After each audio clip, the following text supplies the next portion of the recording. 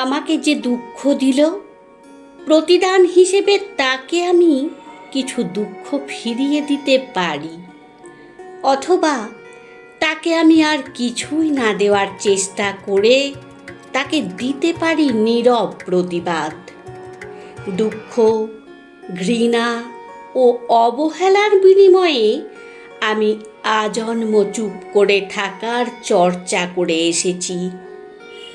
সব কিছু পাশ কাটিয়ে তাদের দিয়েছি এক শুভ্র প্রতিবাদ। কেউ একজন আপনার খুব বড় কোনো ক্ষতি করে চলে যাওয়ার পর আপনি যদি তার ক্ষতি করার চেষ্টায় নিজেকে সর্বদা ব্যস্ত রাখেন, তাতে আপনার জীবনের আরও একটা ক্ষতি হবে। আপনি আপনার জীবনের কিছু মূল্যবান সময় হারাবেন।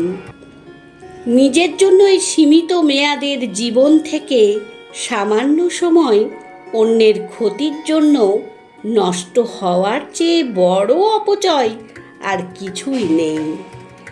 যখন কেউ সম্পর্কের জমিতে ঘৃণা আর অবজ্ঞার চাষ করবেন, তখন সেখানে ভালোবাসার ফুল ফোটাতে না পারলে সেখান থেকে সরে আসুন। নীরব প্রস্থানের ক্ষমতা ভেতরে ধারণ করতে পারা বড় যোগ্যতার ব্যাপার। এ জীবন বড্ড স্বল্পমেয়াদী।